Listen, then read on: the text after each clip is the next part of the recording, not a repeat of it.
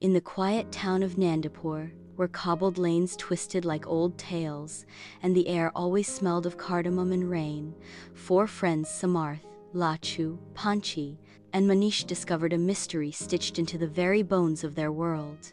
It began when Panchi found a map inside a mango. Yes, a mango. She was halfway through eating it when her teeth hit something metallic. Wrapped in golden foil was a tiny scroll with ink that shimmered like moonlight. To the watchers of the waking hour, the clock is breaking, time is slipping. Find the gears of Sundarvan. Samarth's eyes sparkled. A quest, he said, immediately tying a red bandana around his head for dramatic effect. Lachu, ever skeptical, adjusted his glasses. Mangoes don't give maps. This is either magic or a very weird marketing stunt. But Manish, quiet and calm, looked up at the sky. Look, he said.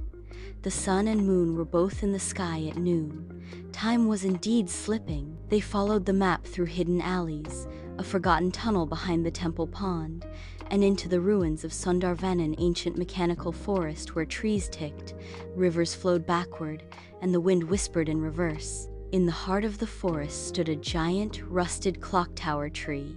At its base, a door locked by 4 spinning dials.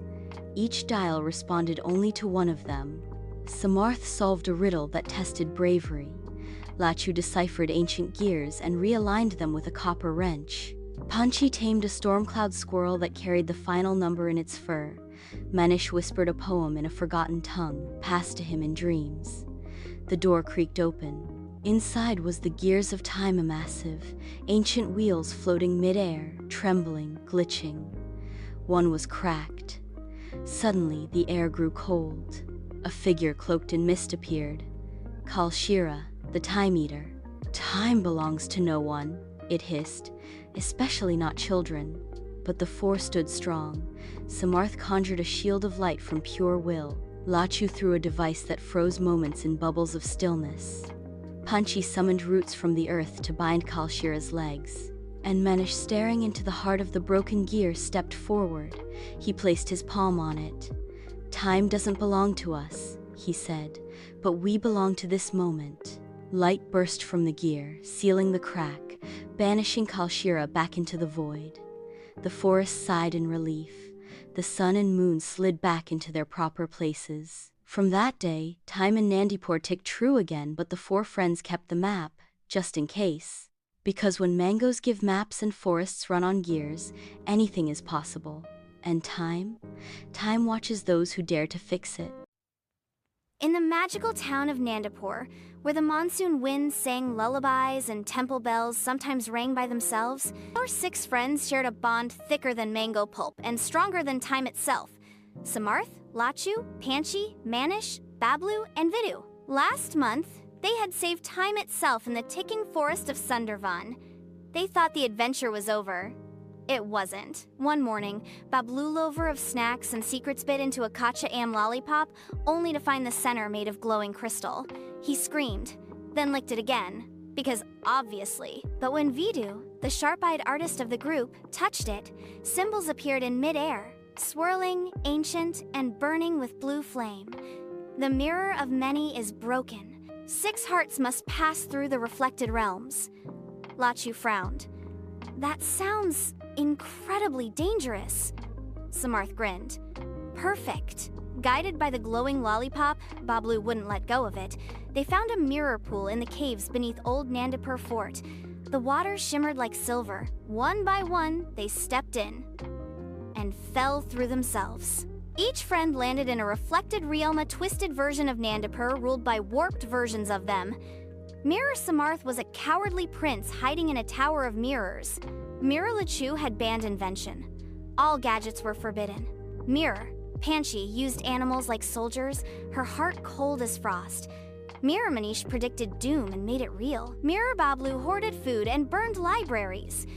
Mirror Vidu erased colors from the world, painting only in gray. The real 6 were scattered, each trapped in their doppelganger's domain. But even separated, their bond echoed. Vidu sketched birds that flew across dimensions to deliver messages. Panchi sent a wind-carried song. Lachu hacked a mirror drone. Samarth whispered hope to his reflection. Manish bent a falling star. Bablu shared his last lollipop with a starving beast, turning it into a bridge. One by one, they found each other, and when the six reunited at the center of the mirror world, the sky cracked open. The mirror realm trembled. "You've faced yourselves," said a voice made of wind and memory. "That is the rarest courage." The mirror pool shimmered again, this time turning gold. The six leapt in, together. Back in Nandipur, everything was the same, and yet not. The sun shone a little warmer. The wind carried soft laughter.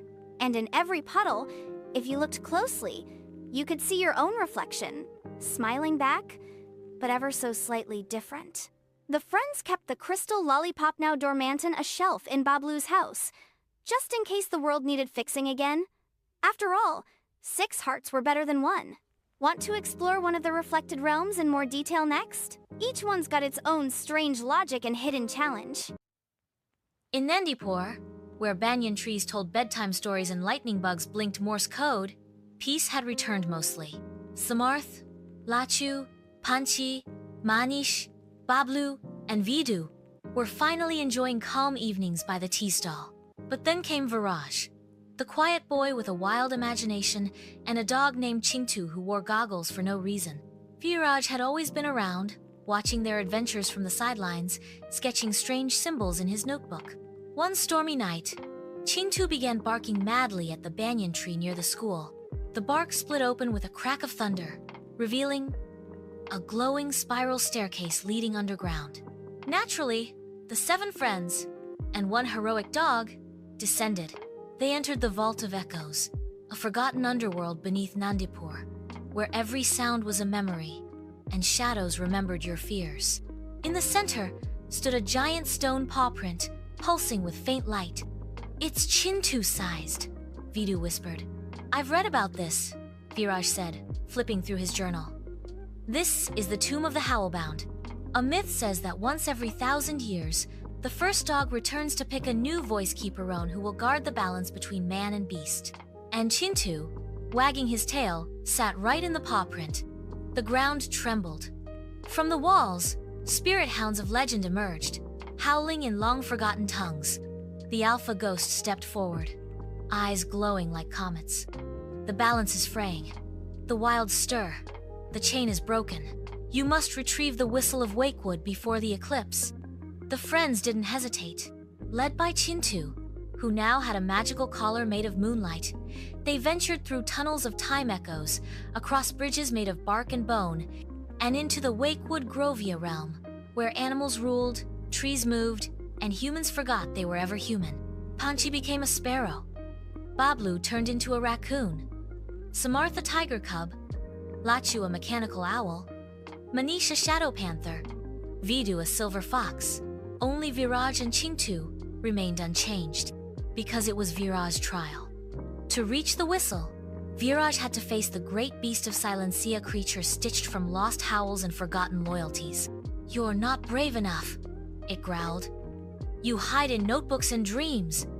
But Viraj stood firm. "Dreamers built this world, and I'm not hiding, I'm remembering." He played a tune on his bamboo flutone his grandmother taught him. The beast stilled, softened, then vanished into a wisp of fur and stardust. The whistle appeared, golden and warm. Blowing it, Viraj restored the chain. The friends returned to their forms, the spirit hounds bowed, and the grove bloomed anew. Back in Nandipur, things shifted again. Birds spoke in riddles. Dogs stared a little too knowingly. And Chintu? He slept peacefully, tail twitching like he was chasing stars. The whistle now rests on Viraj's desk, next to his journal. Because when sound remembers, silence listens. And in Nandipur, every bark might be... In Nandipur, where the breeze smelled faintly of roasted peanuts and forgotten lullabies, the annual Jyot Mahotsav Festival of Lights and Legends was just around the corner.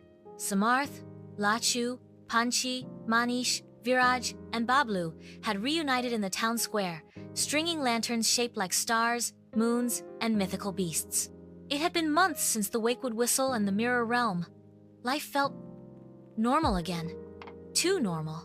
That's when Panchi noticed it first, a shadow that didn't follow any person. It slipped between people, flickering like a torn memory. That night, while returning from the festival committee's meeting, the 6 friends saw the temple flame flicker blue on ancient sign of imbalance. Bablu, licking a syrup-coated sweet, mumbled, "That's not supposed to happen, right?" "Definitely not," Lachu said, already pulling out a pocket-sized energy reader. The temple priest confirmed it. Something had awakened in the sky vault, an invisible realm above Nandipur, where the forgotten stars' wishes never made and memories half-remembered drifted eternally. "These stars are leaking into our world," the priest warned. "If too many escape, dreams and reality will merge. Chaos will bloom. The only way to reseal the sky vault? 6 anchors, 1 for each of them, placed at key points across the town sites tied to their strongest memories." Samarth returned to the school playground, where he first stood up to a bully. He faced a shadowy version of himself who never found courage. They dueled word for word, blow for blow, until Samarth chose empathy over strength, anchoring his memory in a golden spark. Panchi went to her grandmother's music room. There, a silent version of her played a broken flute, afraid to sing. Panchi sang anyway, her voice cracking but strong, restoring the music and anchoring the note in a swirl of feathers. Lachu stood beneath the banyan tree where he built his first circuit. A future version of him appeared cold, robotic, efficient, but joyless. Lachu chose curiosity over perfection, anchoring the root of his wonder. Manish visited the old bookstore, where he first fell in love with poetry. A book whispered lies. Words don't matter. But Manish whispered back a verse he wrote during their first quest. Truth returned. His anchor glowed with ink and stars. Viraj climbed the hill where he used to stargaze alone.